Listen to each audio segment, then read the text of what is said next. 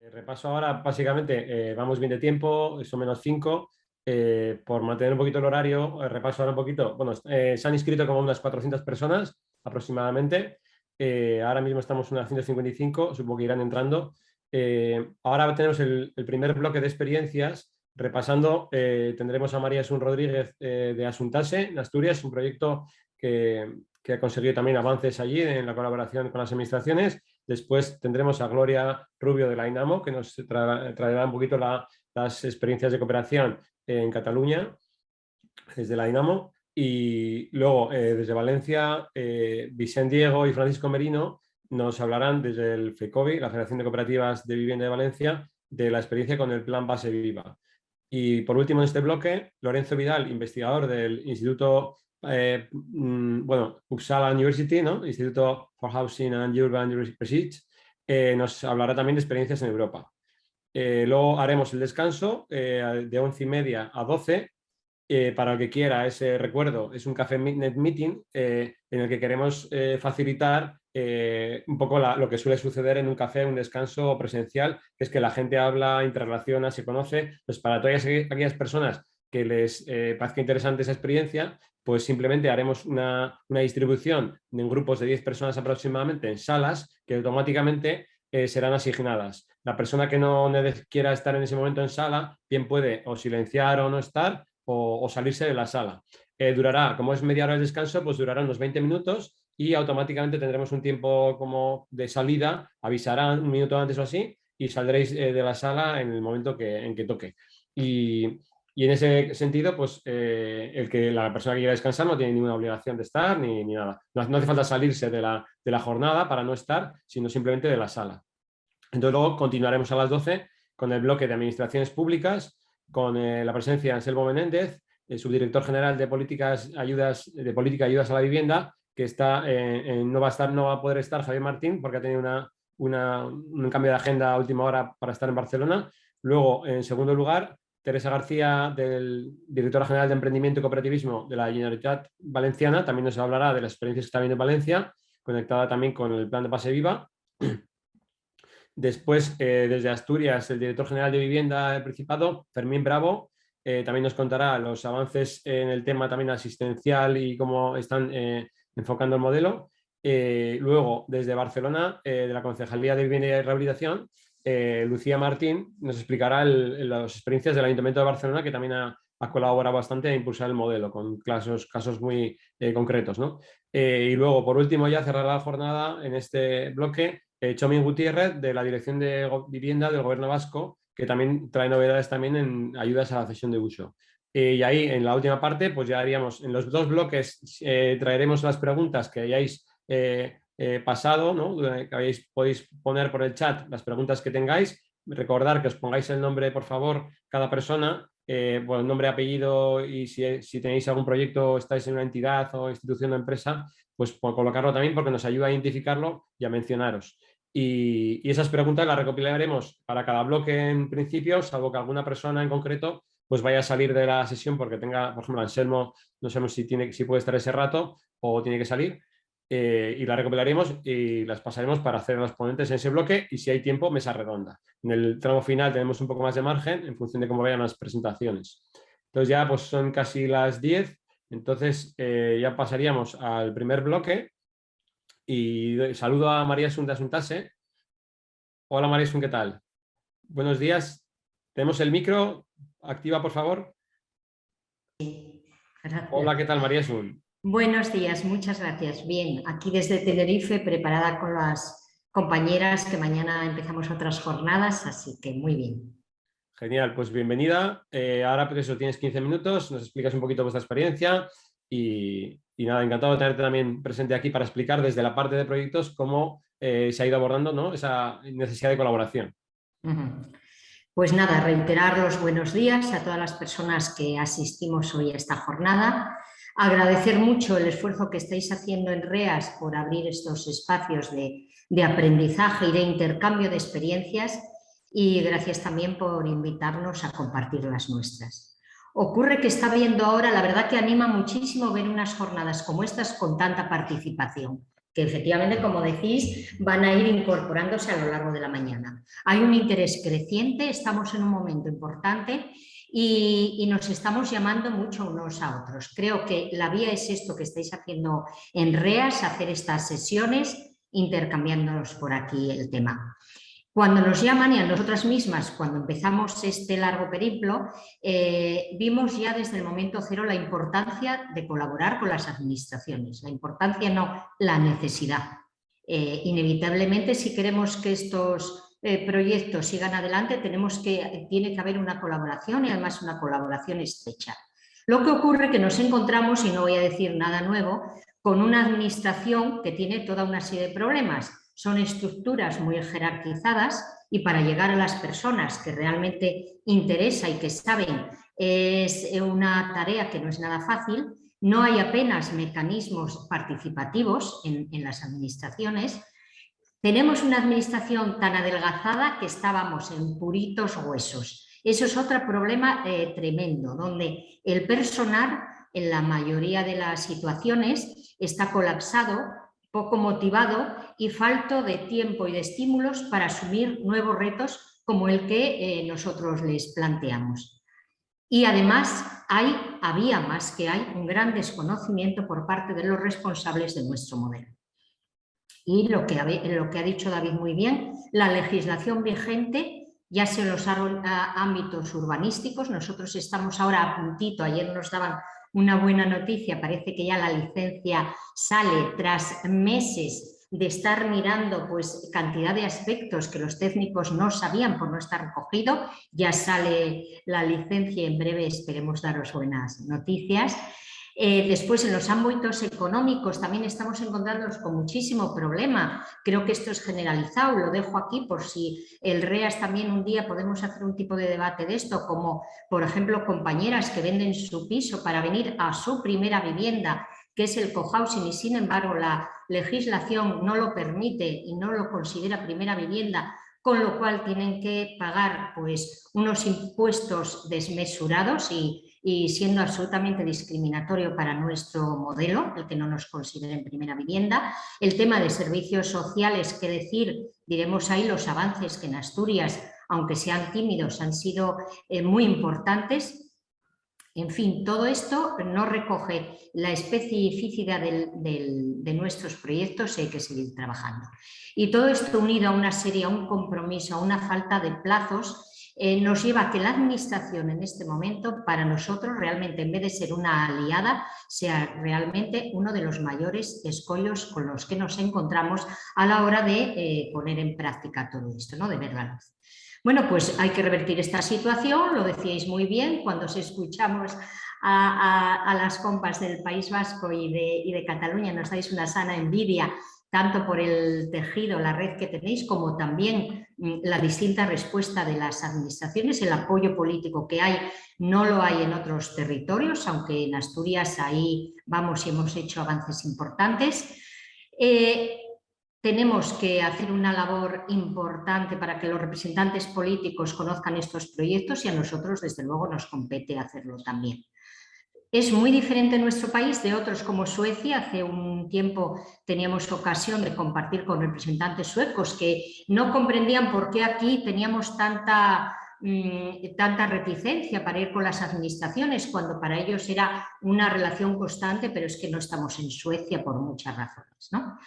¿Cómo hicimos en Axuntase? Que se trataría un poco de decir cosas prácticas. En Axuntase, desde el primer momento, dimos mucha importancia, vimos que nos necesitamos y que había que ir. Visitamos más de 20 ayuntamientos asturianos presentando nuestros proyectos y solicitando terrenos en cesión de uso, porque para nosotros un tema muy importante era no hacer algo que pasase al mercado especulativo. También nos dirigimos al Gobierno regional, a Patrimonio, con la misma petición. En este aspecto, un rotundo fracaso. Sin embargo, ningún trabajo es perdido porque hemos avanzado en relaciones pues, personales y de conocimiento que nos está permitiendo hacer pues, otras muchas cosas. Otro tema que hicimos es asistir a cuantas reuniones las instancias políticas nos llamaban, ya sea que no tuviera nada que ver con lo nuestro. Allí estábamos, allí levantábamos la mano para hacer presente estos proyectos, y si no había coloquio quedábamos al final para hablar con los representantes políticos y hacerles que conociesen el modelo. Fuimos un poco ahí Pepito Grillo, y la verdad que fueron sensibles, si hay que decirlo. Muchos de ellos, muchos no, algunos sí estaban sensibilizados, sobre todo en la parte de vivienda y servicios sociales, y allí que llegamos a vivienda y a servicios sociales para un tema que en aquel momento era muy puntual. Nosotros la base era haber conseguido terrenos en cesión de uso, pero hacíamos otras muchas demandas. Entre ellas nos enteramos que en nuestro proyecto, que no es senior, es intergeneracional, y sí quiero hacer una aclaración, que el criterio interpretativo de Asturias no habla de cohousing senior, habla de cohousing intra e intergeneracional, y además por parte de los servicios sociales valoran muy mucho que los proyectos sean intergeneracionales para la sostenibilidad social, que este es un tema que yo en REAS he planteado alguna vez y que me gustaría tener ocasión de plantearlo. Bien, pues nos enteramos en este devenir que los cohousing no teníamos acceso a la ley de dependencia, y ello porque no estábamos consideradas como un recurso dentro de servicios sociales. Y nada, nos pusimos manos a la obra. Ellos nos solicitaron una serie de temas de que eran nuestro proyecto, cuáles eran las bases funcionales, las programáticas, las organizativas, etcétera, y iniciamos un trabajo. Ellos pusieron muchísimo de su parte y ahí vio la luz el criterio interpretativo número 7, que es un pequeño avance, pero que para nosotras supuso un paso grande porque nos permite construir en suelo dotacional, y nosotros somos una calificación de suelo que se llama núcleo rural de régimen urbano, y también tener acceso a la dependencia. Una vez iniciado este camino, lo que hicimos a continuación fue empezar a reunirnos, a solicitar reuniones con todas aquellas consejerías y direcciones generales que tenían algo que ver con nuestros proyectos, siquiera parcialmente. Y así nos estamos reuniendo con Ordenación del Territorio. En Asturias se está redactando una nueva ley de urbanismo y encantadas de participar y poner nuestro granito de arena. También con energía, para decirles que los cohousing, en concreto en el nuestro, vamos a hacer también una comunidad energética para ser autónomas en energía, pero además para poder incidir en el entorno y la energía sobrante, poder repartirlo con nuestras vecinas y vecinos, y ahí decirle en energía que además de las grandes eléctricas, pues existían otros agentes que también estábamos en ese campo. En innovación y ciencia también hemos tenido reuniones, pretendemos tener acuerdos con la universidad, en fin, un largo trabajo, como un proyecto, un trabajo muy interdisciplinar, como interdisciplinares nuestros proyectos. Estamos consiguiendo una gran respuesta institucional, que conozcan y además que tomen conciencia y además que vean los beneficios y las bonanzas de estos proyectos, y hemos desarrollado multitud de reuniones. Aún con la pandemia hemos utilizado el sistema online para reunirnos con ellos. ¿Cómo lo hacemos? Como nos preguntan, pues también les decimos. Los representantes institucionales, al igual que nosotros, el tiempo es oro. Y por tanto, lo que sí tenemos que tener muy claro es qué demandas vamos a hacer en cada departamento, para lo cual nosotros elaboramos una pequeña presentación adaptada a los objetivos de cada reunión, donde damos a conocer muy brevemente nuestro proyecto y qué es lo que demandamos. Ofrecemos desde luego toda nuestra colaboración, que estamos dando, vamos, a manos llenas, todo lo que sabemos va para allá, y eso nos está permitiendo ver que se está tomando conciencia y además que estamos conociéndonos, algo muy importante, porque la confianza que tanto reclamamos para nuestros proyectos hay que también instalarla con nuestros representantes políticos. Nos decía una representante, una técnica, que las leyes se están haciendo desde la desconfianza. Realmente se están haciendo para el corrupto, ¿no? Para la gente que va a defraudar. Sin embargo, están haciendo una legislación muy lejos de las ciudadanas y ciudadanos, y sin embargo sigue habiendo corrupción. No va por ahí la línea. La línea se trata de facilitar. Las gentes vamos, la mayor parte de nosotras, a construir, no a destruir, y desde luego a los corruptos pues que se les aplique la ley, pero no a todos. Actualmente estamos teniendo, claro, muchísimas reuniones con la administración local por el tema ya en concreto del tema de licencia y por el tema de comunidad energética. Aquí hay que decir que tenemos otra muy buena noticia y es que el ayuntamiento, nuestro ayuntamiento donde vamos a construir es el de Llanera, es un ayuntamiento de tamaño medio asturiano. Desde la instancia local también van a ser parte de la comunidad energética. En enero vamos a firmar el convenio para hacer el primer tramo de la comunidad energética, que no es otro que sensibilizar a nuestra población para que esto vaya en aumento. Comparto algunas preocupaciones que David señalaba, lo que pasa que, claro, desde otras instancias y con otra legislación. Estamos viendo que ya se va abriendo paso en algunos territorios el tema de la cesión de suelo. La cesión de suelo trae pareja otro tema, que es la financiación. Las entidades bancarias, cuando el suelo no es propio, hay problemas. Creo que si se consigue cesión del suelo, tiene que ir con avales también de la administración, porque si no, tenemos suelo, pero no tenemos financiación, con lo cual seguimos ahí varados. Se están encuadrando también los proyectos senior en los servicios sociales, no en el caso asturiano, como os decía. Y creo que ahí debemos ir avanzando de no poner al cohousing apellidos, sino ir encuadrando en los servicios sociales, porque la dependencia no es solo para mayores. Cuidadín, ¿qué ocurre con una persona, y lo hemos tenido en el camino, de 50 años que cae en dependencia y mirad los recursos? Va a un geriátrico en el mejor de los casos. O sea que aquí ninguno estamos bien en este campo. Hay que tener, cuando hagamos las demandas a la administración, ser muy claros en eso. Hace poco, Rubén, nos colgabas en este grupo de WhatsApp que tan buenos resultados está dando, la ley vasca de vivienda, que desconozco en su literalidad, pero me preocupa un tema, y como aquí también se trata de compartir preocupaciones, es si la administración pone dinero, ¿vamos a tener autonomía los cohousing para la constitución del grupo? Porque cuando se trata de dineros públicos, la administración está obligada, son dineros de todos, desde luego a un control y a poner sus reglas. En los cohousing eso nos puede desvirtuar el tema. Y una propuesta que hago al REAS es que elabore un fondo, bueno, o algo similar, una documentación que recoja los distintos avances que vamos consiguiendo en los territorios, para que a la hora de plantearlos en las administraciones de las autonomías, contar con ese amplio elenco y además invocar algo tan básico cuando vayamos a los representantes de nuestras autonomías, como que hay un principio constitucional que dice que todas somos iguales ante la ley y que vamos a ir implementando en las legislaciones de nuestros territorios.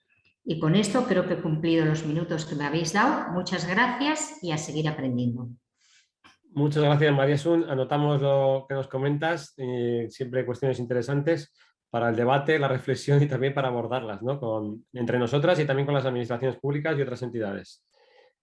Ahora pasamos a Gloria Rubio de la Dinamo, que nos va a hablar de la experiencia de cooperación público-cooperativa en Cataluña. Hola, Gloria, ¿qué tal? Hola, Rubén. Buenos días y buenos días a todos y a todas. Bienvenida y gracias también por la participación. Adelante, pues. Vale, yo voy a aprovechar la explicación y me voy a ayudar con una presentación. A ver si... Vale.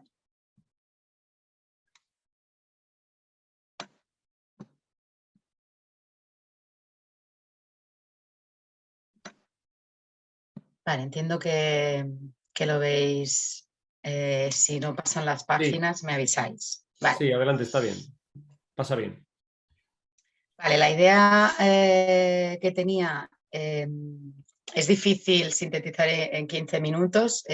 Agradezco la introducción tanto de Rubén como de David, porque así hay algunas informaciones que ya están encima de la mesa y no hace falta que entre tanto en profundidad, pero sí quería aprovechar estos 15 minutos, ¿no? Me pedían pues explicar un poco cómo desde Cataluña hemos incidido mucho desde el inicio pues en identificar concretamente los puntos claves del modelo, ¿no? desde la sectorial de vivienda de la Xarxa de Economía Social y Solidaria de Cataluña.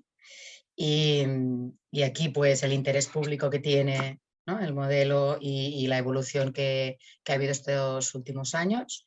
Y en segundo lugar, cómo avanzar hacia, bueno, en la escalabilidad del modelo, tanto mencionar los estudios que se han ido haciendo como las experiencias a nivel de colaboración público-cooperativa que está habiendo y que se prevén, dado que están en la lista también de luchas que se están reivindicando.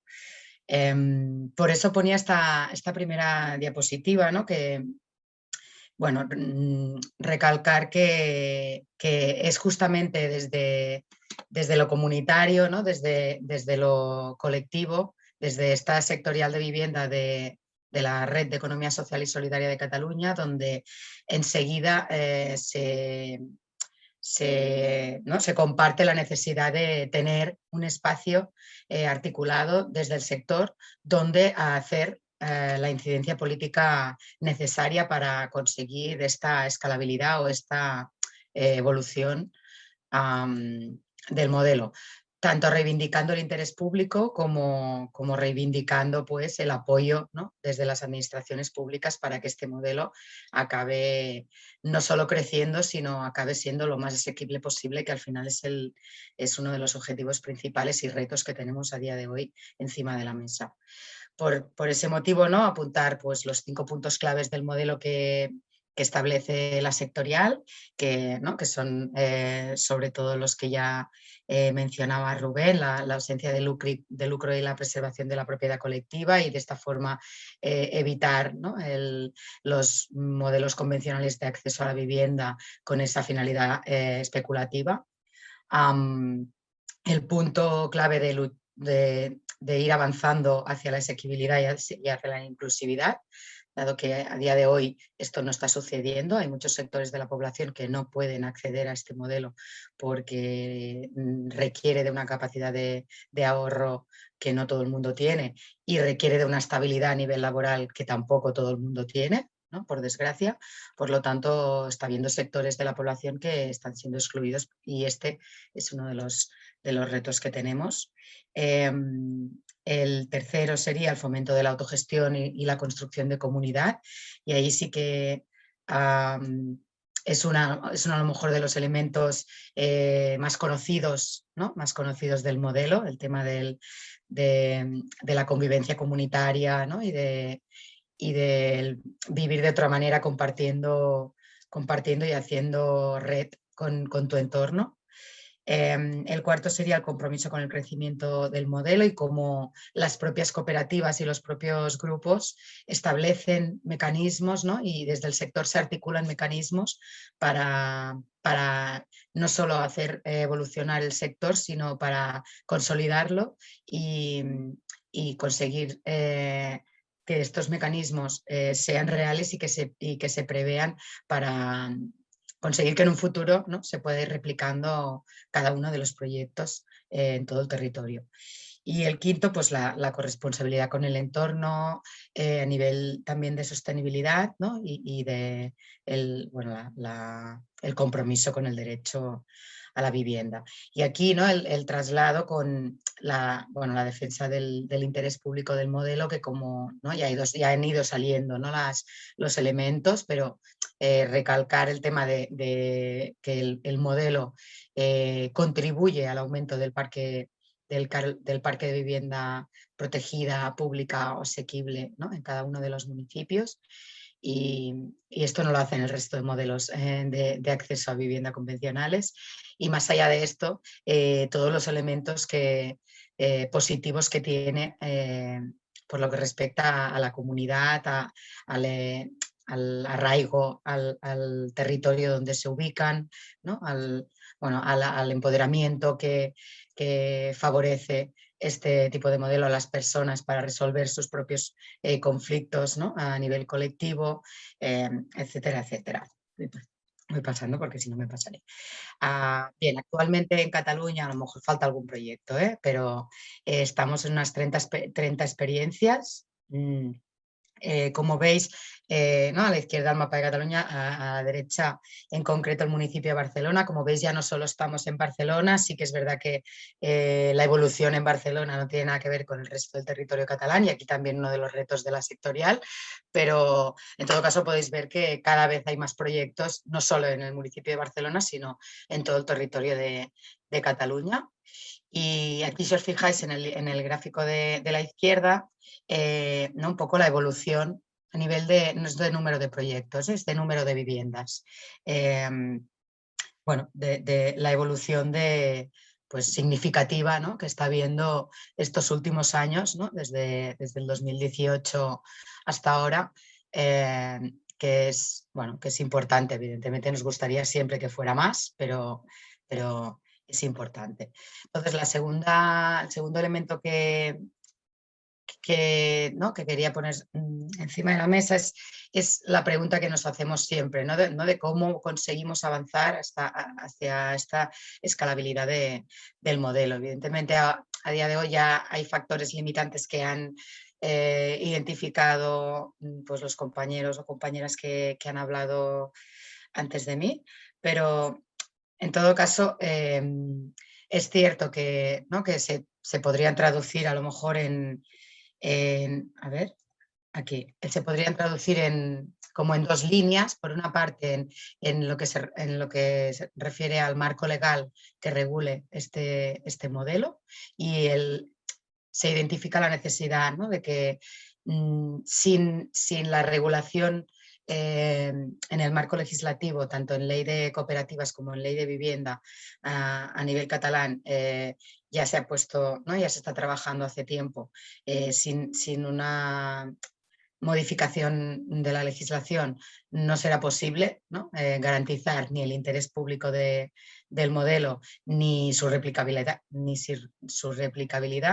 Y por el otro lado, ¿no? la segunda pata que decía, que es el impulso propio de políticas públicas que fortalezcan, ¿no? y hagan evolucionar y crecer el modelo.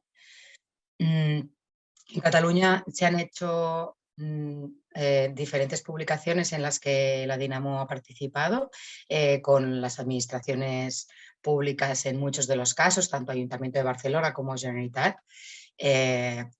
Y bueno, estas publicaciones ahora no me da tiempo de entrar en detalle, pero en todo caso están en la página web descargables totalmente para que todo el mundo pueda consultarlas, y algunas de ellas, ¿no? van a concreto pues, sobre el marco legal y sobre las experiencias a nivel internacional que nos ayudan, ¿no? a coger ideas y a identificar cómo lo han hecho en otros lugares del mundo.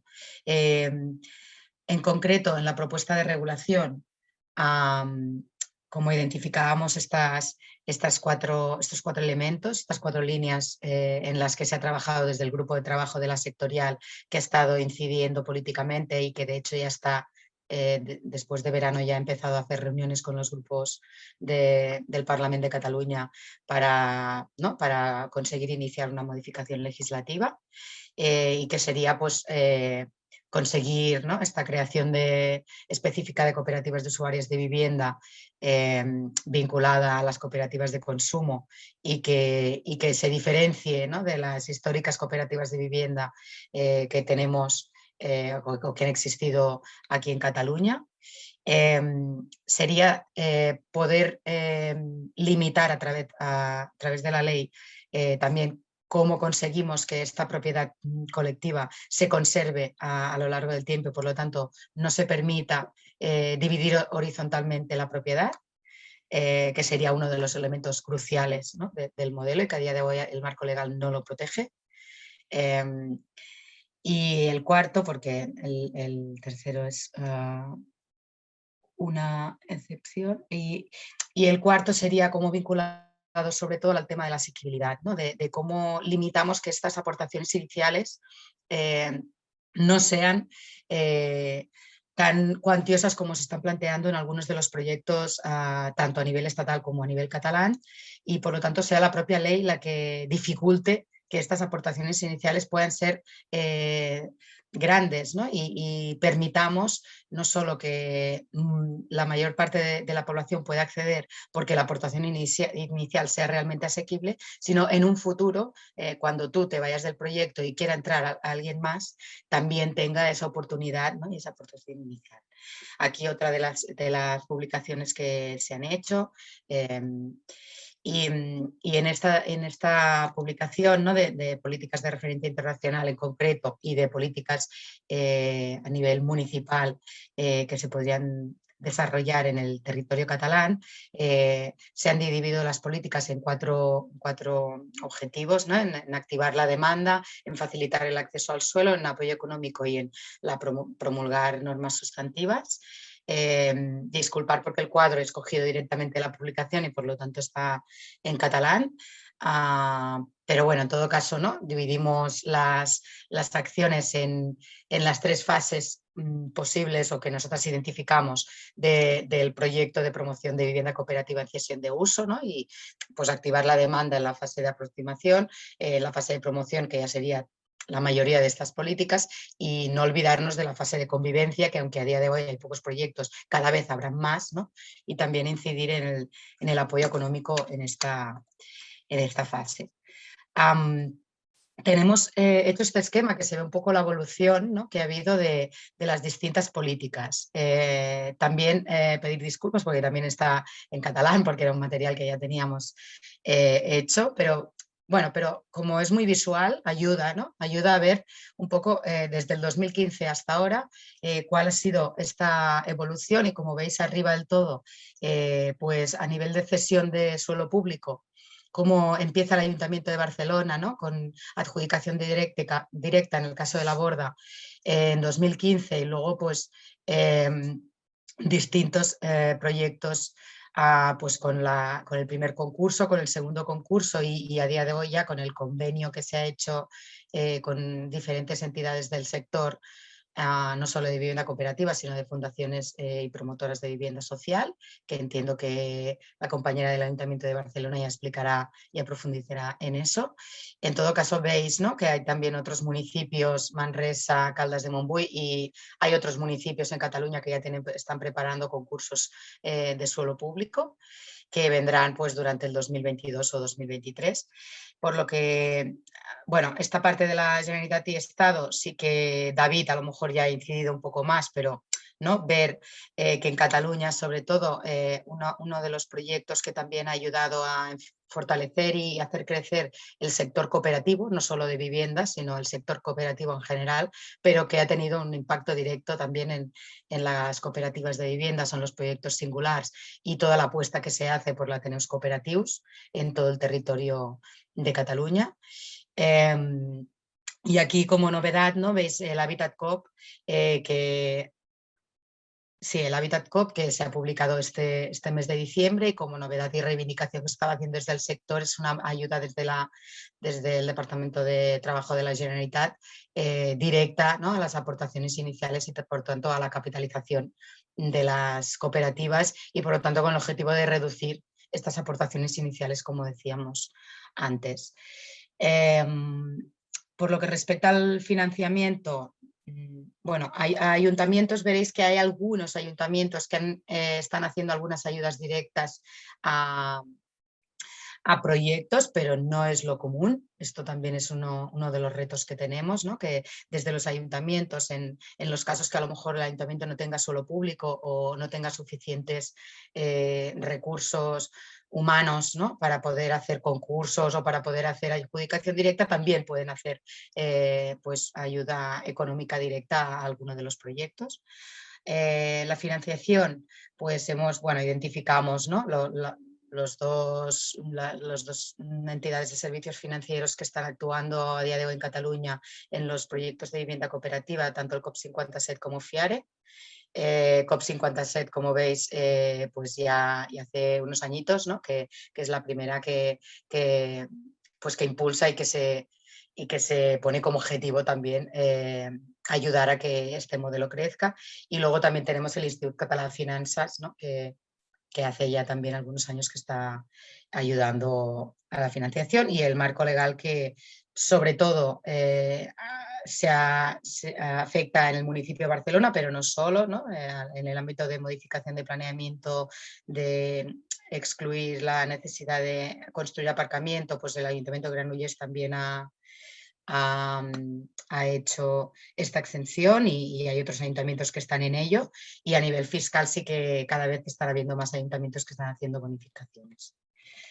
Vale, y ya por acabar, porque ya me estoy pasando, aquí hay pues, algunas de los ejemplos, el Convenio de Barcelona, pues el derecho de tanteo y retracto, que es una de las formas que se está implantando más de movilización de parque privado, ¿no? O de vivienda privada hacia la vía cooperativa como experiencia de colaboración público-cooperativa, está siendo muy interesante, y los proyectos que están saliendo son mucho más asequibles que el resto de proyectos que hay en el territorio catalán. Las ayudas, como decía, de Habitat COP, y como decía, ¿no? este impulso desde la Generalitat con soporte económico directo a los ateneos cooperativos, que sí que están en todo el territorio de Cataluña y que están ayudando a extender el modelo. Y muchas gracias, y yo creo que ya... Muchas gracias, Gloria. Vale, ahora pasaríamos a la intervención de Francisco Merino y Vicente Diego de FECOBI. Sí, hola, adelante, Vicente. Hola, buen día, buenos días. Buenos días. Gracias, Areas, por la invitación y por la alusión que has hecho a FECOBI. Com a David, gràcies perquè m'has llevat la paraula del que volíem en València, que estem treballant. Bien, creo que primero quiero decir un poco lo que es FECOBI, es la Federación de Cooperativas de Viviendas y Rehabilitación de la Comunidad Valenciana. Somos el ente representativo que con las cooperativas de viviendas nos comunicamos con la sociedad y con la administración. Empezamos nosotros en el tema concreto de hoy, del cohousing, de la necesidad de vivienda compartida a nivel de Comunidad Valenciana. En una jornada que se hizo a nivel estatal el año 17, nosotros intentamos replicarla aquí en el año 18, y mi sorpresa fue que había dos colectivos concretamente que tenían esa necesidad: los jóvenes y los mayores. Los jóvenes porque necesitaban vivienda y querían hacerlo en cooperativa para que sea a precio de coste y sin intermediarios, y los mayores que necesitan vivienda, tienen, pero les sobra vivienda y les faltan servicios. Entonces, en este aspecto empezamos a trabajar, hicimos algún intento a nivel de Comunidad Valenciana haciendo unas jornadas de sensibilización, y voy a contar una anécdota que me quedó impactado. Cuando teníamos una jornada expresando el beneficio del cooperativismo y cómo podría hacerse, salta una señora y nos dice: bueno, pero a mí, ¿quién me da la vivienda? Y dijimos: señora, lo sentimos, las cooperativas no damos nada. Las cooperativas nos agrupamos para intentar solucionar nuestra necesidad. Como siempre ha sido, históricamente, en todo cooperativismo, en los 100 y pico de años que llevamos.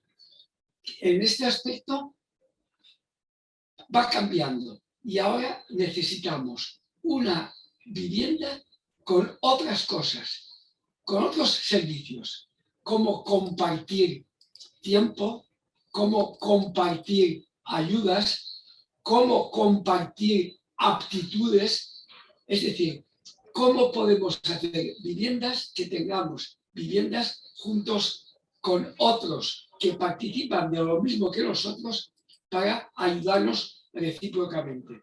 No quiero insistir y quiero agradecer a los que me han precedido porque me han dicho mucho de lo que quería decir. Yo voy a intentar explicar cómo lo hacemos en Valencia. Y mi sorpresa es que hemos tenido la posibilidad de sintonizar con el gobierno en dos aspectos. En el tema de vivienda, como la vivienda cooperativa, en el departamento propio del gobierno, y cómo potenciar el cooperativismo dentro del gobierno valenciano, así como los servicios de infraestructura y sociales que precisamos. De ahí hicimos un proyecto Base Viva hace un año, que ya se ha hecho una referencia y completará mi compañero, pero nos hemos dado cuenta de dos situaciones. Primero, que hay que hacer una labor pedagógica ad intra y ad extra. Ad intra, porque para tener vivienda en cesión de uso, uno no es propietario, es usuario de los servicios, es el usufructuario, el titular de poder vivir en esa vivienda por vida. Primera parte. Y tiene que aportar dinero, claro, para hacer la vivienda. Y segundo, hay que hacer una pedagogía de los poderes públicos.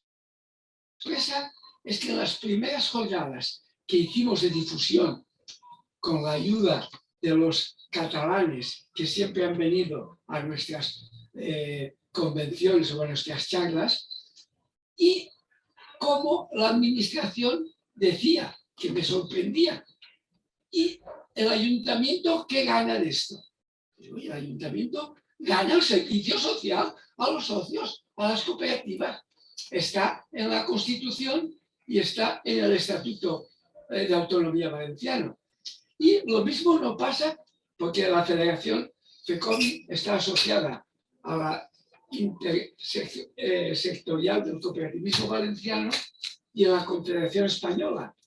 Pero lo mismo nos pasa a nivel de otros sitios de España. Y hay que hacer esa labor pedagógica a los socios para decir que van a tener vivienda para lo que ellos necesitan, porque sabéis que ahí la cultura de la propiedad es muy fuerte en Valencia y en el resto de España, y también una labor pedagógica a nivel de las entidades financieras. ¿Quién me garantiza la devolución del crédito? Primero tuvimos que salvar el derecho de que sí que se puede hipotecar, que decían que no. Luego los servicios jurídicos nos han dicho que sí. Todo esto lo explicará mejor mi compañero. Y quiero terminar diciendo que estamos por muy buen camino. Los centenares que nos están siguiendo a nivel de toda España, lo que habéis dicho y lo que vais a continuar, verás, se ha hecho a dos niveles. A nivel de cómo puede ser la colaboración público-privada, que nosotros decimos público-cooperativa, a nivel municipal, y también cómo puede hacerse a nivel privado. Es decir, aquí tenemos ya experiencias de cooperativas con suelo público y también cooperativas de viviendas en el sector privado que también la quieren hacer, están haciéndola en este sentido, que la cooperativa es la titular y el socio tiene el derecho de vivienda mientras quiera en ese tema. Ese apoyo que necesitamos tanto de la administración, de las entidades financieras como de los socios, vamos adelante. Yo creo que vamos avanzando, nos quedan flecos que sustituiremos y cedo la palabra a mi compañero Fran Merino que completará mi tiempo. Gracias. Vale, bueno, muchas gracias, Vicente. Yo procedo otra vez a compartir pantalla y básicamente mi intervención irá encaminada un poco a poner un poquito el orden cronológico, intentar ir sucediendo los diferentes pasos que hemos dado en los últimos años. En cualquier caso, bueno, por supuesto agradecer la invitación y un poco me sumo a las palabras del presidente de la Federación para no perder más tiempo. En ese sentido, como decía, desde la federación venimos trabajando desde en torno al año 2017 con un primer proyecto en el que queríamos impulsar este tipo de cooperativas de vivienda en cesión en uso, en el que un poco trasladábamos un proyecto de fomento para hacer una incidencia política, pero también para ir facilitando un poco la puesta en marcha de este tipo de cooperativas a raíz de varias cooperativas que se afilian y se constituyen en el seno de la federación, que se quieren quieren hacer cooperativas de vivienda en cesión en uso y hacer posible en suelo público.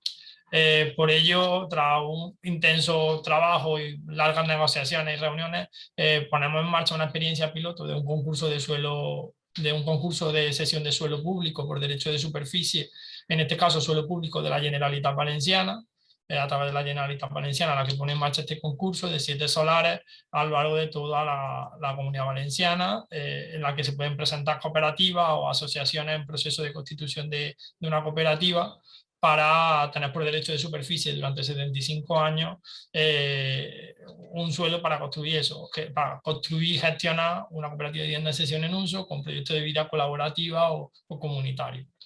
En este punto el concurso sale y toma de referencia muy de cerca el concurso que pone en marcha, el primer concurso que pone en marcha el Ayuntamiento de Barcelona. Y desde la federación un poco hacemos una labor de fomento, un poco de facilitación, haciendo una serie de jornadas en cada uno de los municipios donde se ubican aquellos solares de la Generalitat que se van a ceder. También ofreciendo ayuda a aquellos grupos de personas que quieren presentarse, tanto de personas como profesionales que le estén acompañando, que quieren presentarse a ese concurso y para facilitar un poco su puesta de constitución. Incluso llegamos a organizar una serie de actividades o de reuniones explicativas del propio pliego dirigidas a las personas que estaban redactando las propuestas para presentarse. Y en esas más de 7 u 8 jornadas que celebramos en todos los municipios estuvieron representantes de la Consellería de Vivienda, en su caso, que era un poco en ese momento de territorio y vivienda, que fue la que tenía las competencias para ello, con apoyo de la Consellería de Economía Sostenible, que es la que tiene competencia en fomento del cooperativismo. De esta primera experiencia, como bien decía mi compañero, tuvimos el feedback de los proyectos que estaban en el seno de la federación, como decía, y vemos que es necesario, como ya se ha dicho, que para impulsar este tipo de proyectos, para allanar el camino de este tipo de proyectos, tener un abordaje un poco más integral, o que hay muchos flecos que se deben de ir resolviendo, ¿no? Entonces, para nosotros un hito clave cuando después de se adjudica ese suelo, que finalmente se adjudicaron 4 de esos 7 solares que salieron por temas de viabilidad y por temas de interés de las cooperativas.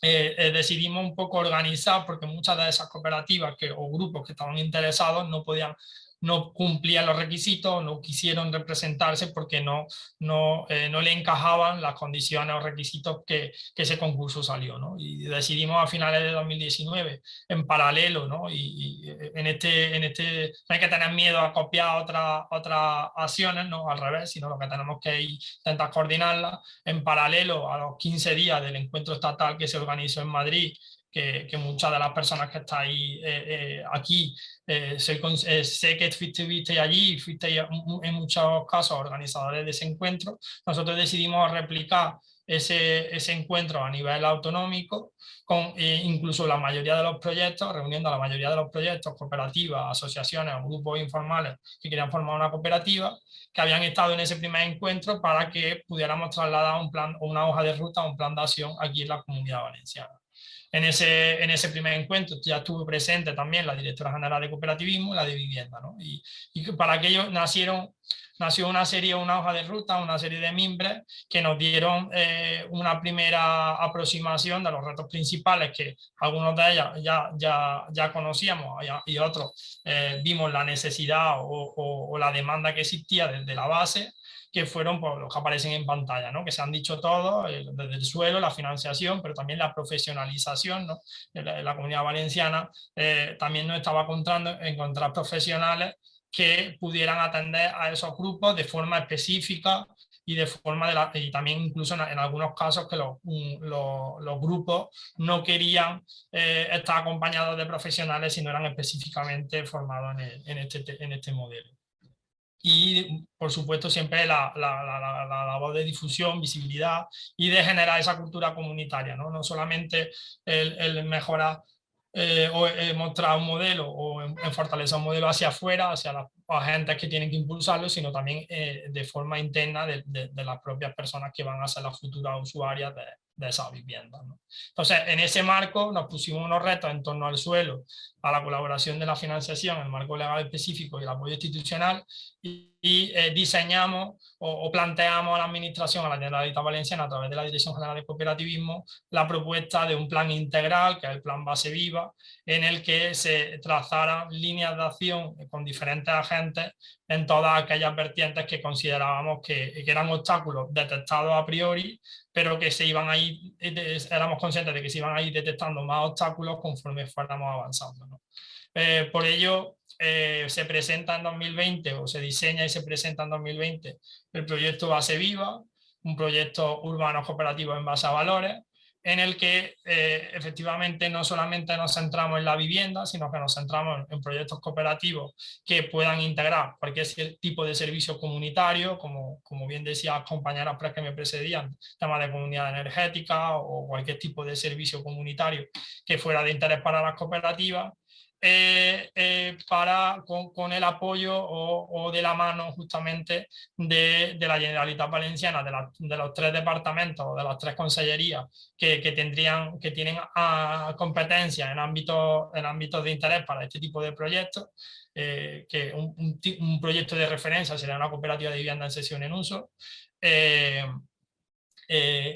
que desarrollara un modelo tipo cohousing o tipo con una serie de servicios en el que, como decía, las consellerías son la de economía sostenible por temas de cooperativismo, la de vivienda por temas de vivienda y también la de servicios sociales, que en estos casos es igualdad y política inclusiva. Todo eso de la mano del propio sector, de las propias confederaciones de las que formamos y también de la universidad, en este caso a través de la Universidad de Valencia, con un instituto especializado que tienen en investigación en cooperativismo y economía social. Por ello es lo que planteamos al final, una visión sobre fortalecer o unir que las cooperativas puedan acceder a suelos y a prestar servicios, ¿no? de interés comunitario con ayuntamientos, con el refuerzo o el apoyo de la Generalitat Valenciana y siendo protagonista esa ciudadanía que se cooperativiza. Para ello, y teniendo un poco, acogiéndome al tiempo, que espero no estar pasándome, sino por favor avisarme, lo que planteamos es este plan integral que intento resumir con el esquema que hay en pantalla, que es, bueno, generar una serie de agentes o 4 líneas de acción con agentes que son las cooperativas por una parte, los profesionales al servicio de las cooperativas, la administración en sus diferentes niveles, incluido el autofuncionariado o el funcionariado que después va a gestionar los trámites administrativos y demás, y por supuesto las entidades de crédito. Y en torno a esos 4 líneas o esos 4 agentes desarrollamos una serie de acciones, o estamos empezando a desarrollar una serie de acciones que iniciamos a finales de 2020, que durante el 2021 hemos ido implementando, si bien estamos detectando, pues en algunos sitios nos está costando un poquito más, en algunas líneas nos está costando un poquito más, en otras estamos avanzando de manera como esperábamos, ¿no? Entonces, en ese sentido, simplemente ahora veis desarrollando cada una de las líneas, pero simplemente veis dando pinceladas por una cuestión, sobre todo porque desde la organización nos pedían el que mostráramos cómo estábamos haciendo ese plan integral para que pudiera servir de referencia. En ese sentido, con la universidad hemos desarrollado una serie de cursos, de seminarios de manera conjunta o a través de la universidad de forma coordinada en torno al modelo de colaboración público-privada y de proyectos cooperativos comunitarios, ¿no? Para ello, además, desarrollamos entre el año pasado y entre FECOB y la universidad, una guía concreta que se llama Claves de la colaboración público-cooperativa en el ámbito local, en el que, por una parte, se ponía, se fundamentaba cómo la administración pública tiene y debe, tiene el deber y además se alinea tiene el deber de impulsar las cooperativas y cómo las cooperativas se alinean con esos principios de interés general que muy bien comentaba la compañera de la Dinamo. De hecho, los trabajos que hizo la Dinamo para nosotros fueron una fuente principal y un referente que quiero agradecer públicamente. Al mismo tiempo también realizamos un recorrido de diferentes ejemplos, de diferentes experiencias que hay tanto en el Estado español como en Europa, como a nivel internacional, y por otra parte un catálogo de instrumentos de cómo se podía ejercer esa colaboración público-cooperativa, de forma que la administración tuviera un catálogo de formas con la que pudiera ejercer esa colaboración público-privada, público-cooperativa en este caso, para impulsar este tipo de proyectos. Al mismo tiempo también hemos desarrollado y hemos colaborado en diferentes con la universidad, tanto de UDESCO como con otros grupos de la universidad que también trabajan en este tema de la vivienda colaborativa, diferentes publicaciones en las que hemos intentado que todo el trabajo que se ha ido haciendo, la experiencia, se vaya trasladando a publicaciones para que quede por escrito, ¿no? Entonces, por una parte, se han detectado los retos y desafíos de la vivienda en cesión en uso y la masovería urbana.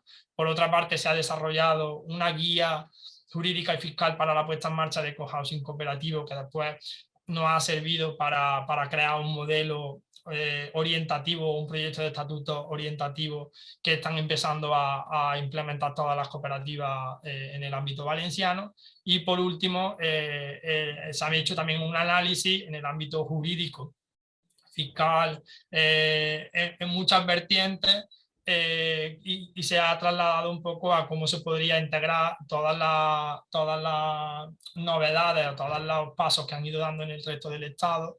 Se ha plasmado en el libro que se llama Viviendas Colaborativas, Estado actual de la Comunidad Valenciana. Se ha hecho un repaso de lo que se ha hecho en todo el Estado y se ha hecho una serie de propuestas para poder implementarlo aquí, que está un informe o un encargo que ha hecho la Consellería de Vivienda de la Comunidad Valenciana para crear algún tipo de decreto de fomento de este tipo de tal. Al mismo tiempo, también al objeto de cosas que podéis encontrar en estas publicaciones, que las pondremos a disposición, las podéis encontrar en nuestra página web, pero también las pondremos a disposición de un poco la organización para centralizar todos esos recursos, que me parece una idea muy buena.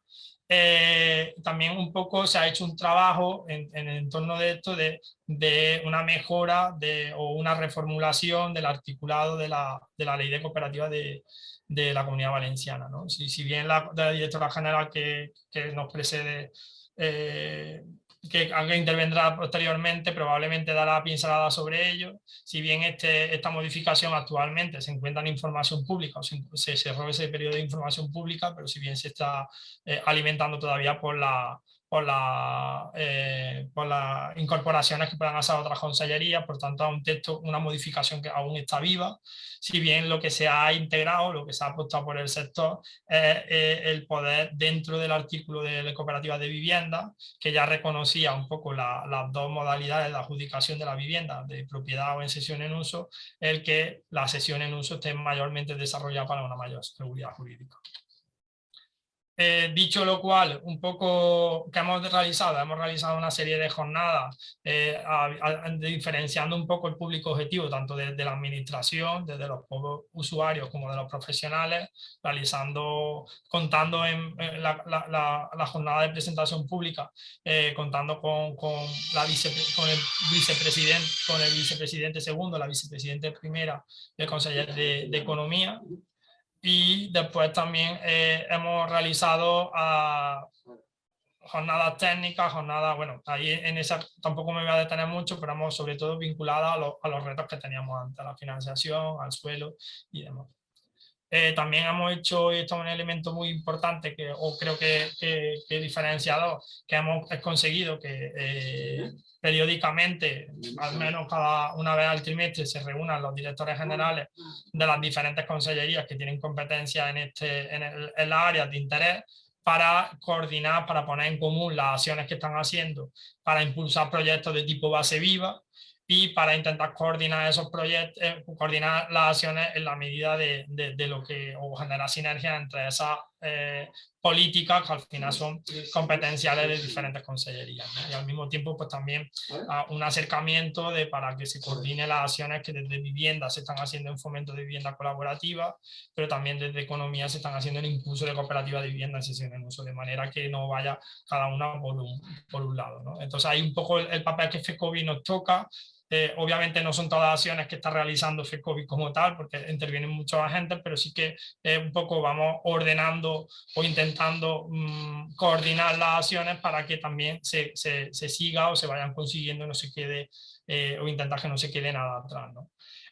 Fruto de un poco de esa puesta en marcha de colaboración, también hemos firmado recientemente un convenio de colaboración con la Consellería de Vivienda para justamente en el ámbito de la vivienda, ya no siempre lo hemos hecho desde la óptica de cooperativa de vivienda, sino ahora estamos haciendo la óptica de la vivienda cooperativa en cesión en uso, para que en el ámbito de la vivienda pueda también colaborar, y ahí estamos pues ya trabajando en un segundo pliego colaborando, proponiendo un segundo pliego de condiciones para un concurso público, que además estará, ya estamos trabajando para que pueda ir ligado a fondos europeos y demás, ¿no? Pero, en ese sentido, por supuesto, muy importante, hemos desarrollado un plan de comunicación con una imagen propia, que al final lo que intentamos dentro del plan Base Viva es que bajo un mismo paraguas de un tipo de concepto, de un tipo de cooperativa concreto, crea acciones, ¿no? Para que no sean hechos aislados o proyectos aislados, sino que sea dentro de un mismo paraguas.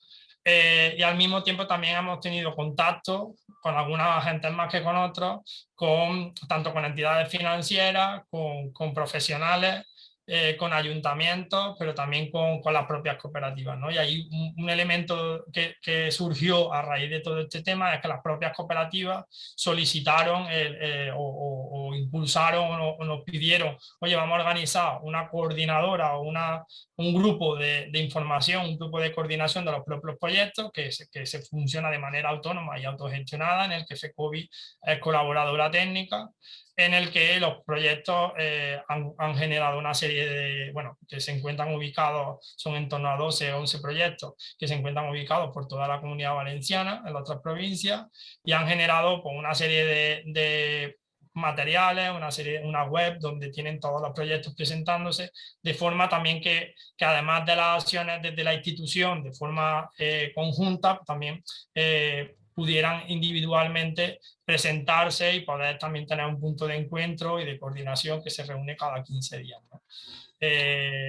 Tienen una web que podéis acceder, y sobre todo con el ánimo de que la administración, ¿no? Después de este plan, ¿no? Ahora ya que tenemos un plan, tenemos algo al que llamarle estas acciones, pero insistir o incidir en pasar a la acción desde el punto de vista de reclamar financiación, una regulación específica para que al final los tiempos tan lentos de la administración no hagan morir a proyectos que están en marcha.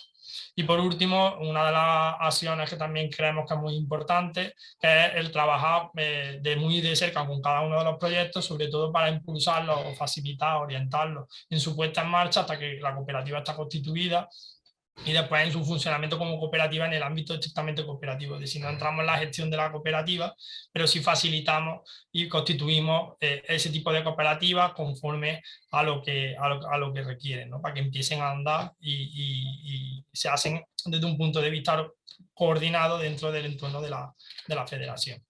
Próximos retos, y con esto ya termino. Los próximos retos o oportunidades que nos están surgiendo, que vuelvo a repetir el esquema que ya decía, pero bueno, como decía, estamos trabajando o estamos colaborando en la puesta en marcha de un segundo concurso de suelo público para cooperativas de vivienda en cesión en uso, que mejore el que se puso o supere las dificultades que puso el de 2018, y además la intención política es que se pueda vincular a esos fondos europeos que justamente están destinados para ese tipo de colaboración público-privada.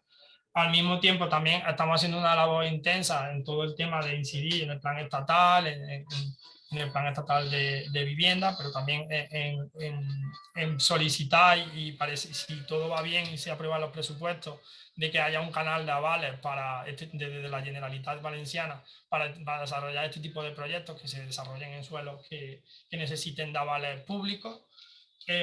Al mismo tiempo también estamos empezando a trabajar en un diploma de especialización con la Universidad de Gestión de Profesionales de Cooperativas que estén formados en este ámbito de las cooperativas de vivienda en cesión en uso y otros ámbitos más tradicionales o más innovadores como la masovería urbana y la rehabilitación. Y continuaremos también, sobre todo, nosotros estamos muy pendientes de la modificación de la ley de cooperativas y de las posibles acciones de fomento que desde la Consellería de Vivienda se están preparando, trabajando con la intención de impulsar las cooperativas desde un punto de vista de la vivienda, ¿no? Y con ello, simplemente, muchas gracias por la seva atención y nada, cualquier duda o cuestión nos podéis dirigir o bien a REA directamente o bien directamente a nosotros para facilitar y compartir. Muchas gracias, Fran y Vicent. Muy interesante todo lo que habéis comentado, un proceso muy complejo y además con mucha ilusión, ¿no? De cambios y de avances. Se abren muchos caminos, ¿no? Vale, pues ahora pasaríamos a Lorenzo Vidal.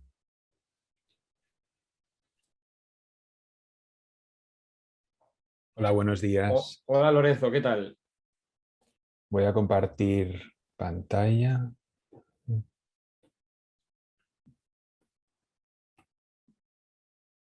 ¿Se ve? Sí. Vale. Perfecto, pues yo voy a hablar un poco sobre experiencias internacionales y sobre todo a nivel europeo de este ámbito más institucional de la promoción del cooperativismo de vivienda. Voy a ser bastante breve porque soy consciente del tiempo y rápidamente pues nada, hablaré un poco sobre cómo se caracteriza este nexo público-cooperativo, ¿no? Esta relación que se construye entre lo público y lo cooperativo mediante diferentes arreglos institucionales y políticas. Después presentaré un marco de políticas formulado junto con Carles Bages y Mara Ferreri a partir de un estudio de 10 países que realizamos hace un par de años con la Dynamo Fundació.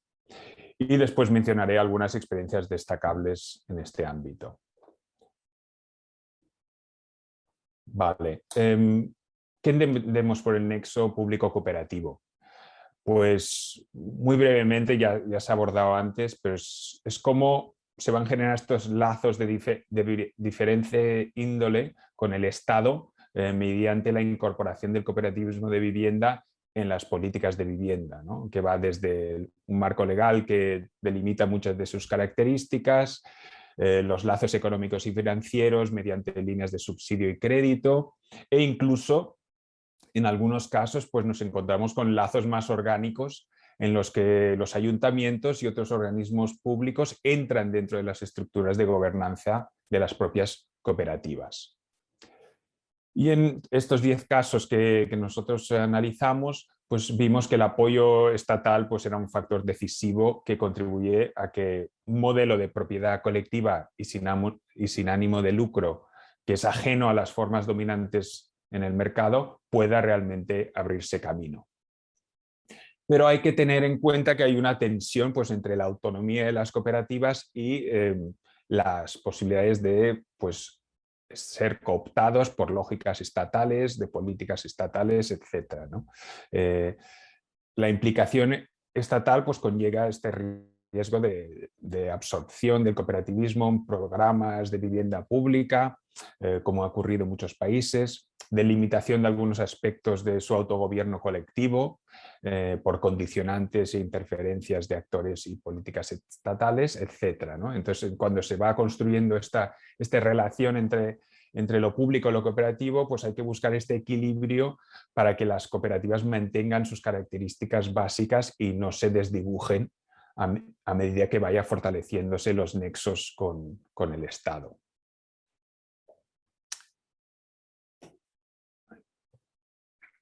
Vale, pues cuando hicimos este mapeo de diferentes herramientas legales y de políticas públicas que conformaban este nexo en 10 países, la mayoría europeos, detectamos que no solo se intervenía para fomentar la creación de nuevas cooperativas, sino que también se intervenía sobre fases posteriores en la fase de convivencia, ¿no? Medidas que regulaban el acceso a las cooperativas, su asequibilidad a largo plazo y también regulaciones que mantenían el modelo en el tiempo, ¿no? Cuando hablamos de creación de nueva vivienda cooperativa, hay un amplio abanico de herramientas que detectamos, desde la cesión de suelo, como está ocurriendo aquí, pero también recursos de apoyo económico directo, apoyo técnico, financiación, y todo esto, pues como sabemos, delimitan los costes iniciales del proyecto y por tanto su asequibilidad inicial. Pero también vimos cómo autoridades públicas pueden influir sobre las normas que regulan el acceso al parque de viviendas, en clave de evitar potencial endogamia dentro del sector, mantenerlo abierto a un público diverso, incluso que tenga una parte de función de vivienda social. Y también medidas que aseguraban la asequibilidad a largo plazo de las viviendas, como ayudas al pago de la cuota mensual para residentes con bajos ingresos o subvenciones para la reparación y obras de mejora del parque de viviendas cooperativo. Y finalmente, un seguido de regulaciones que restringían la capitalización individual del valor patrimonial de las cooperativas, ¿no? Y también las posibilidades de que se diesen actividades con ánimo de lucro en ellas. Aquí ya sé que no se verá bien, es digamos, el mapa completo de este marco de políticas y diferentes herramientas concretas que nosotros detectamos, solo para ilustrar que hay una gran cantidad y diversidad de herramientas de política pública y herramientas legales que intervienen sobre el cooperativismo en estos casos. Como vemos, en la creación va desde el arrendamiento de terrenos, avales públicos para acceder a la financiación.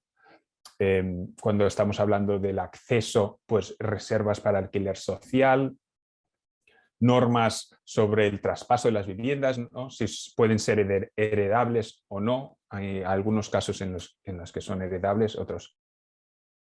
Y también ayudas al pago para familias de bajos ingresos, etc. Y después, para mantener el modelo en el tiempo, un control de precios, del valor de las participaciones en el capital social de los socios, ¿no? Lo que actualmente en España pues es la entrada inicial, ¿no? Que esta no pueda incrementarse en el tiempo.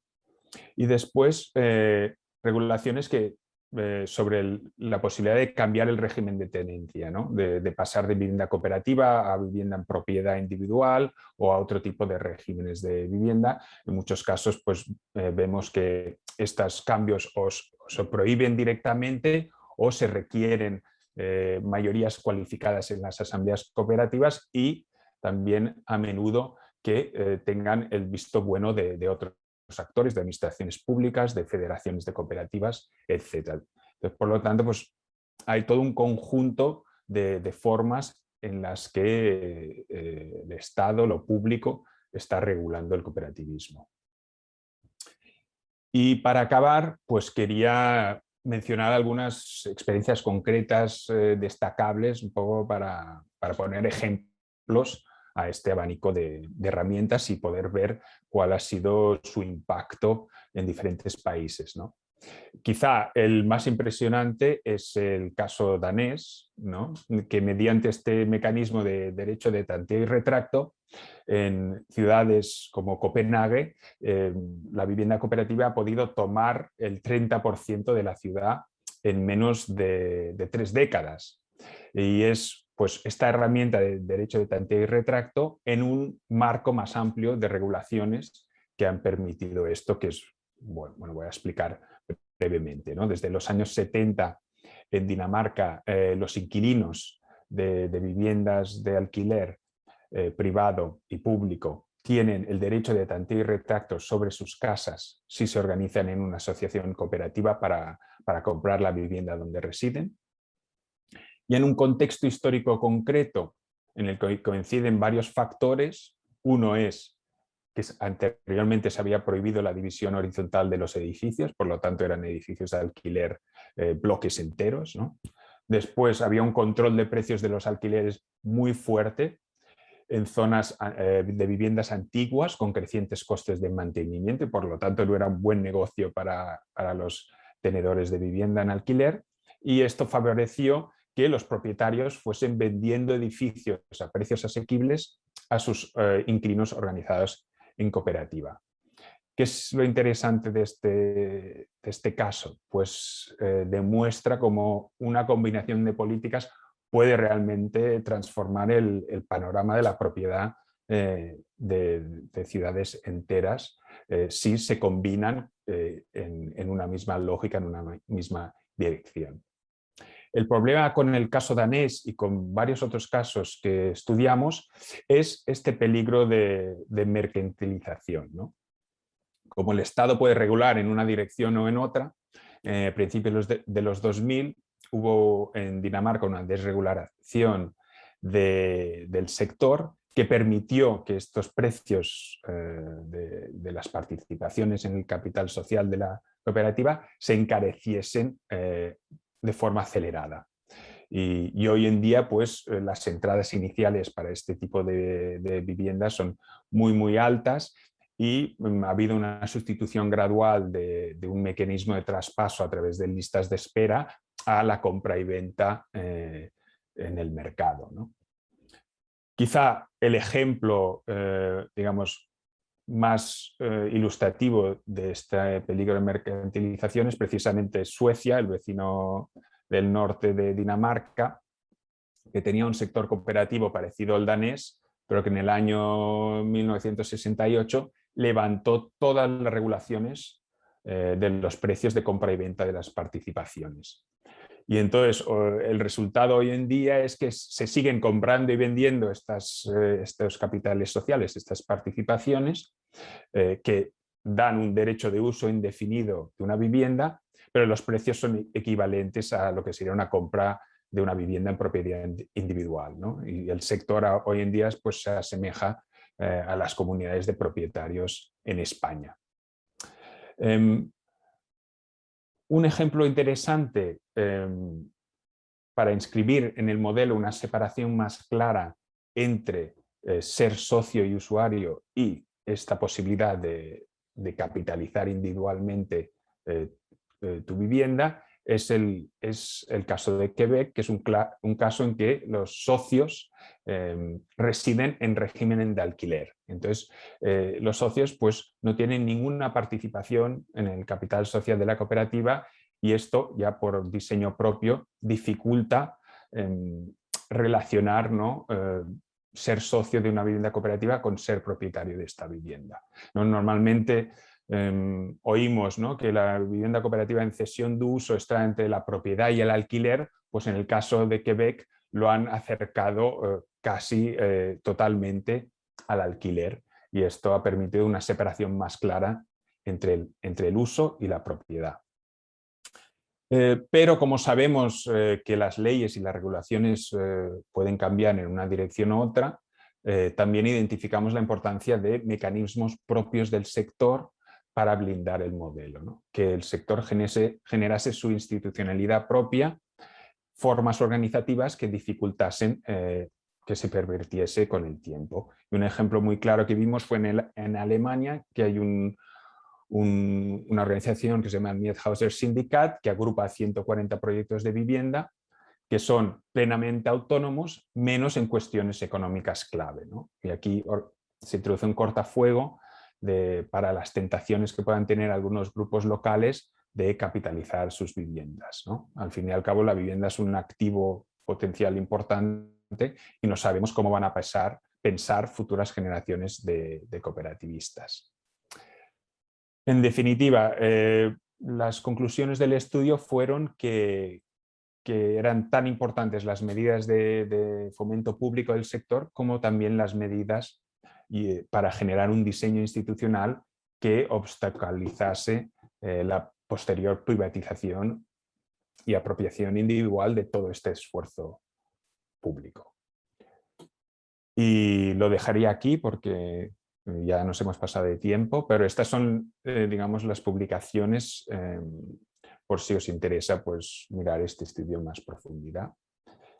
Y muchas gracias.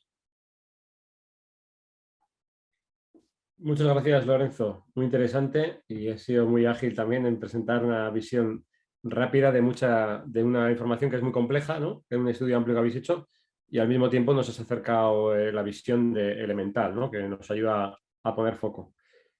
Vale. Ahora vamos a pasar a algunas preguntas. Vamos a... Eso es, la pantalla completa. Vale, hemos recogido algunas preguntas, mis compañeras han recogido de lo que hay en el chat. A ver, por aquí. Vale, para Gloria, una pregunta que nos plantea Bernardo.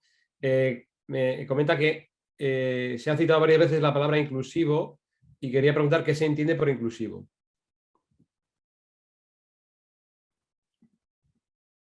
¿Contesto ya? Bien, sí, vamos pasando porque luego si sobra y menos preguntas, pues hacemos un poco de mesa. Vale, o sea, el término inclusivo nosotros lo utilizamos como un poco referenciando también, intentando identificar las desigualdades asociadas que también existen en el modelo de vivienda cooperativa en cesión de uso, ¿no? Y por lo tanto, inclusivo entendemos que significa pues evaluar también cuáles son estas desigualdades desde la perspectiva de género, cuáles son estas desigualdades desde la perspectiva del origen, ¿no? O de las personas o de personas migradas, cuáles son las desigualdades también en referencia a las capacidades especiales que puedan tener esas personas, ¿no? Y si hay personas con diversidad funcional, etcétera, etcétera, etcétera.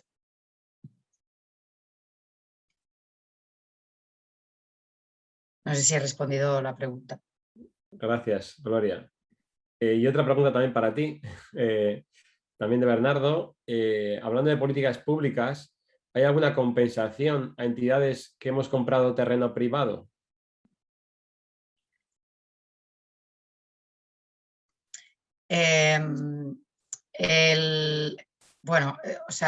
Actualmente en Cataluña es una de las luchas que se está haciendo desde la sectorial también, el hecho de que no solo la administración pública puede ayudar desde la movilización del suelo público, sino que también tendría que estar dando ayudas, ¿no? a la movilización de suelo privado.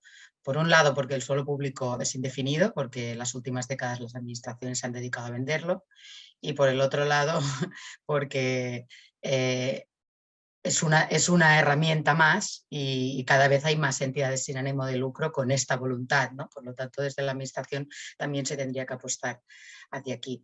Actualmente, yo diría, a lo mejor alguno de los compañeros que han intervenido, Lorenzo, David, bueno, podéis complementar, pero yo diría que la herramienta que más está ayudando a movilizar parque privado hacia lo público es el derecho de tanteo y retracto y cómo las promotoras de vivienda social pueden acceder a este derecho, porque en Cataluña este derecho está vinculado a la financiación del Instituto Catalán de Finanzas, que da un interés en la financiación muy interesante, ¿no? Mucho más interesante que otras entidades financieras.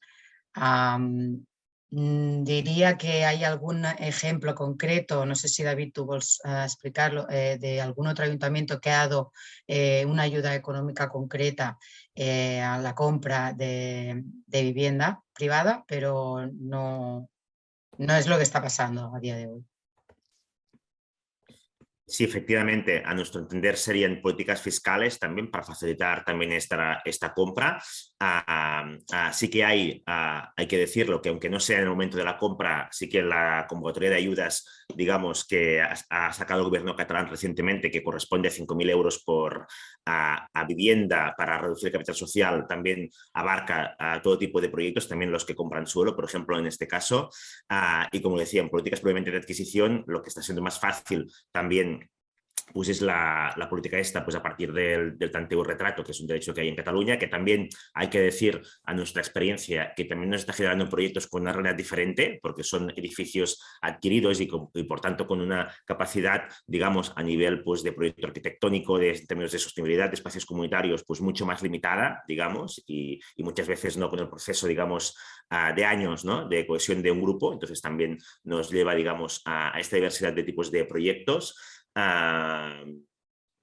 Pero bueno, un poco este sería un poco el resumen de líneas. Y lo que comentaba Gloria de ayuntamientos, sí, hay algún ayuntamiento, sobre todo ha habido uno que está en comarcas de Girona, que es Calonja, que ha puesto hicimos un convenio y, digamos, no tenía capacidad para hacer una promoción propia, entonces también era una manera, ¿no? de colaboración a partir de fomentar que un actor externo pues, lo pudiera hacer y pusieron a 300.000 euros para 14 viviendas, digamos que la repercusión pues no está mal, serían, a ver, así de memoria, 20 y algo mil, ¿no? Creo, entonces también es un importe importante que sin eso no sería viable el proyecto. Entonces fue un convenio por el cual la cooperativa adquiere, cualifica, digamos, de protección oficial y destina prioritariamente a personas del municipio empadronadas y personas jóvenes, digamos, ¿no? Esto es un poco el ejemplo ese que comentaba Lorenzo, de cómo la política estatal puede condicionar la autonomía cooperativa, ¿no? Aquí a Sostrasil teníamos muy pocos socios previos ahí, entonces al final, pues si la administración te limita en relación a que sean personas empadronadas, pues sin duda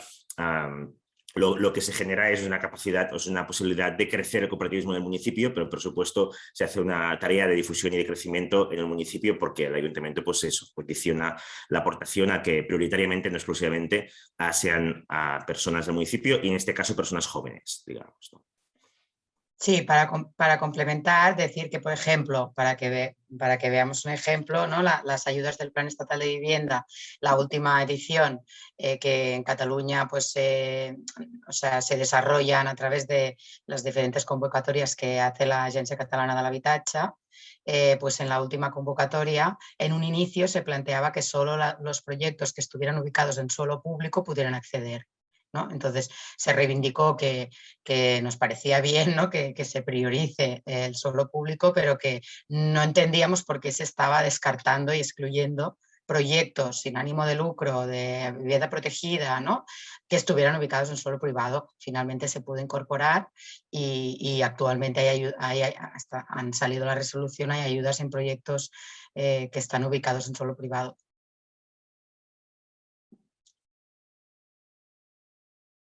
No sé si he visto que había alguna pregunta más en relación a lo de la inclusividad. Hay una pregunta más que hace José Carlos de Canarias, que dice que si hay pasos de conversación con administraciones públicas, una pregunta que se dirige a todos, para que las promociones de vivienda de protección oficial puedan convertirse en cooperativas de viviendas colaborativas en régimen de cesión de uso con mayores carencias económicas. Esa es la pregunta.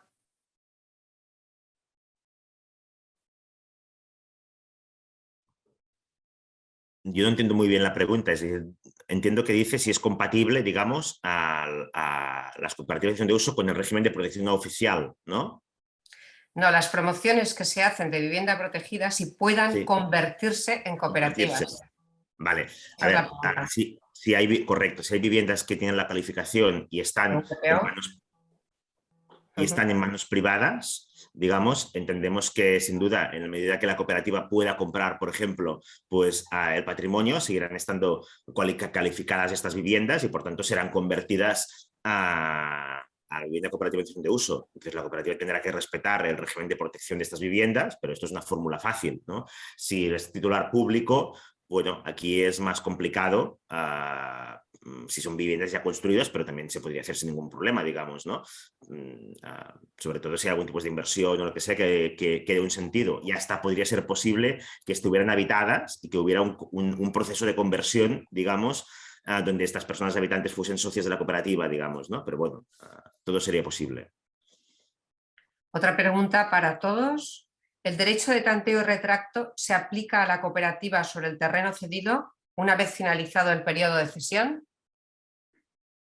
Y se entiende que es cesión por parte de la administración pública, ¿no? La pregunta es de Miguel Ángel. No acabo de entender tampoco la pregunta, pero cómo está funcionando en Cataluña, es que el acceso al tanteo y retracto pueden acceder las entidades promotoras de vivienda social y por lo tanto a día de hoy las cooperativas de nueva creación que aún no han hecho ninguna promoción actualmente no están siendo reconocidas como promotoras de vivienda social, que también es una de las, ¿no?, de las reivindicaciones con la Agencia Catalana de Habitatge. Pero en todo caso, la forma con la que se está accediendo a la financiación del Instituto Català de Finanzas es que la entidad adquiere esta propiedad durante 75 años. Es una propiedad temporal y al año 76 esto pasará a ser de la Generalitat de Cataluña, o sea, propiedad pública. Por lo tanto, en el año 76 entendemos que será la Generalitat la que tendrá que decidir si continúa cediendo el edificio a la cooperativa o sea, se tendrá que luchar en ese momento, entiendo. Para complementar, yo creo que se está confundiendo esto con aquí se aplica sobre el terreno cedido una vez finalizada el periodo de cesión, creo, ¿no? Que decía, entonces aquí no hay ningún derecho de tanteo, es decir, cuando finalice el periodo de cesión, y cuando decimos cesión no nos referimos a la cesión de uso, que es la relación entre la cooperativa y el socio, sino a la cesión de terreno, que normalmente es por derecho de superficie, pues esto es cosa de la administración si lo quiere renovar y la cooperativa generalmente, más allá si hay prevista una prórroga, no tiene derecho sobre este terreno, más allá de lo que prevé el derecho de superficie, ¿no? Y tampoco hay que confundir esto con el derecho de tanteo y retrato histórico que las legislaciones cooperativas otorgan a las cooperativas una vez hecha la cesión de la vivienda a la persona socia, que están pensadas sobre todo cuando la cesión es de propiedad para que la cooperativa pueda recuperar esta propiedad, digamos, antes de una transmisión a un tercero, digamos. Entonces no tenemos que confundir las tres cosas. Sí, Miguel Ángel añade que él se refiere a finalizado el plazo de cesión, cómo se podría blindar, imposibilitar que fuera todo el proyecto vendido a fondos buitre. Yo supongo que aquí hay un poco el trasfondo de lo que pasó en la Comunidad de Madrid, ¿no?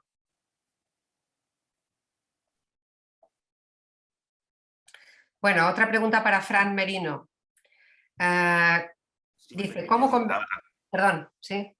Voy a decir, a complementar que para evitar esto, aparte de evitar que el PP gobierne en cualquier institución, ¿no?, también se me ocurre, digamos, pues justamente prever las prórrogas más altas que sean posible y también avanzar hacia instrumentos público-cooperativas de largo alcance, ¿no?, como ahora hacemos tiempo que estamos en debate en Cataluña sobre los temas community land trust, ¿no?, es decir, que las tenencias sean compartidas entre sector cooperativo organizado, entre sociedad civil y entre administración pública, de forma que nunca, y sea este instrumento compartido el que haga estos derechos de superficie, de forma que nunca la administración pueda venderse, digamos, como sucedió, digamos, lamentablemente en la Comunidad de Madrid, vivienda pública construida a lo largo de los años a fondos buitre especulativos.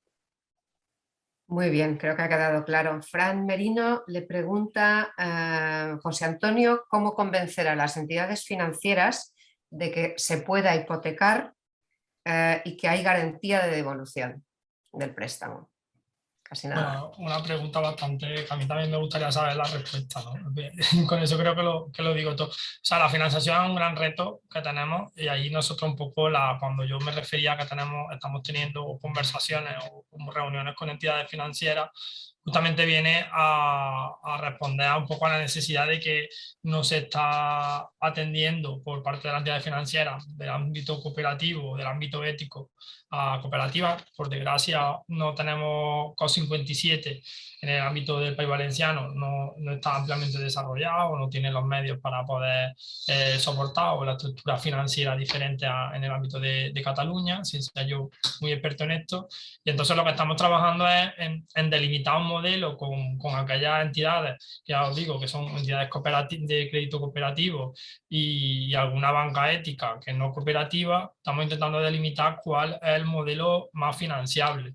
El intentar convencer, un trabajo que hemos hecho y que costaba, no era el que se pudiera hipotecar el derecho de superficie que tenía la cooperativa. Pues bueno, ahí se han hecho avances y hay un informe de abogacía que decía que sí que era posible, pero como tal la respuesta no te la puedo dar, al menos yo no soy capaz de responderte a ello porque es algo muy, ambicioso. No sé si mi compañero o el presidente, pero básicamente lo que estamos intentando es delimitar o intentar poner cuáles son las condiciones en las que deberían de ser los proyectos para que una entidad financiera, tal y cual los requisitos del Banco de España le exige, pueda entrar.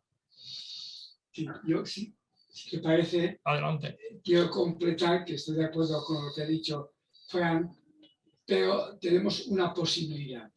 Es que el Instituto Valenciano de Finanzas pueda, a través de una sociedad instrumental, garantizar las cuotas fallidas. Porque hay dos entidades de crédito que están dispuestas a financiar, pero el tema era la garantía del suelo. Sí que lo autoriza la cesión de uso, pero el otro aspecto era quién garantiza las cuotas fallidas. Y las cuotas fallidas va a intentar hacer un instrumento financiero para garantizar las posibles cuotas fallidas. Estamos en ese estudio. Bueno, vamos a ver, la última pregunta me dicen por tema de tiempo, que es para todos, y dice, ¿existe alguna referencia nacional o internacional de avales de las administraciones públicas ante los bancos para que estos presten a intereses moderados? Nos lo pregunta José Antonio.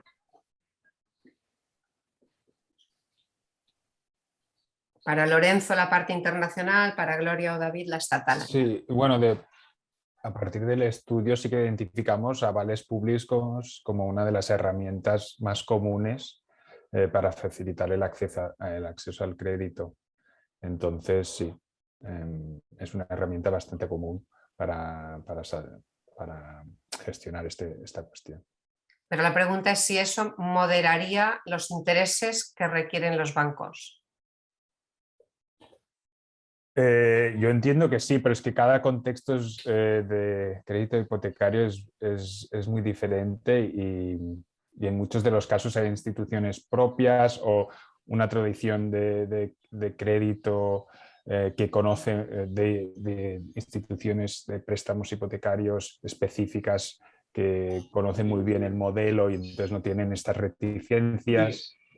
Entonces, para el contexto local nuestro, pues no se podría, ¿no?, avanzar si tendría un impacto directo, pero yo entiendo que sí que tendría un impacto en las condiciones del crédito, incluidos los intereses. Y a nivel estatal, sí puede contestar Gloria. A nivel estatal hay el caso ejemplo del Ayuntamiento de Barcelona, que en el marco del convenio ESAL, que le llamamos nosotras, que es el mecanismo que se ha encontrado actual mediante el que el ayuntamiento está cediendo suelo público a vivienda cooperativa, proyectos de vivienda cooperativa. Y aquí sí que, ¿no?, en el marco del convenio el ayuntamiento está facilitando tanto la financiación, ¿no?, a través del Instituto Català de Finanzas y del ICO a nivel estatal, como actuando como aval en este caso. Pero también decir que el Ayuntamiento de Barcelona puede hacer esto. Cualquier otro ayuntamiento de otra envergadura creo que será complicado. Ahí efectivamente, bueno, si puedo, simplemente efectivamente, Gloria, un poco en la línea de que prácticamente casi ningún ayuntamiento, por ejemplo en nuestro ámbito, tan solo a lo mejor el de Valencia como tal, podría poner esta estructura de avales y además así en una última jornada que tuvimos con el Colegio de Secretarios, Interventores y Tesoreros de la Administración Local del ámbito valenciano, lo decían así, ¿no? Por eso un poco la reclamación desde el sector o desde las cooperativas de aquí del ámbito valenciano era el que la administración superior, que es la comunidad autónoma, generara ese banco, ese fondo de avales para que facilitar que ayuntamientos o otras administraciones pudieran utilizar el suelo y resolver el tema de la financiación a través de esos avales. Creemos que es muy interesante y también os decimos que esperemos que se apruebe los presupuestos la semana próxima, ahora mismo está ahí, y después que eso se desarrolle, ¿no? Porque tampoco queremos lanzar la campana al vuelo, pero estamos en ello. Rubén, hay una última preguntita, no sé si la podemos colar. ¿Sí? Vale, estiramos A un ver, pelín. nos pregunta Miguel Gómez que por qué no se plantea que la financiación a los proyectos sea directamente desde el Banco Central Europeo, tal y como defiende, por lo visto, Juan Torres, en lugar de a través de la banca convencional. No sé quién puede responder. No sé si se refiere al Banco Central Europeo o al Banco Europeo de Inversiones, digamos, es decir, a los instrumentos de la Comisión Europea, el marco europeo que se dedican a financiar este tipo de proyectos, ¿no? Porque el Banco Central Europeo, como el Banco Central... Sí, aquí me dice que es el Banco Central Europeo. Bueno, es como el Banco de España, digamos, que no ofrece financiación directa, ¿no? Se ofrece a través de otros medios. Pero bueno, en cualquier de los casos, los instrumentos financieros europeos financian a partir de cierta dimensión. Cuando nosotros lo hemos analizado, eran a partir de 25 millones, digamos. Entonces, por eso ayuntamientos pues, pueden acceder a ellos, porque tienen un volumen importante. Y yo creo que aquí podría ser posible, con una estructura muy fuerte, que pudiese agrupar proyectos a medio y largo plazo y en un proceso en una etapa de maduración, creo, más avanzada, digamos, ¿no? Muchas gracias. Yo creo que ya hemos terminado, María, con este tramo de preguntas. Ya siendo la hora, son las 11:34, ya pasaríamos al descanso, al bloque este de NetMeeting. Y todas las personas que, bueno, agradecer esta parte que habéis tenido de compartir un poquito, que ha sido muy interesante. Y ahora pasaríamos a esa parte de NetMeeting, de descanso.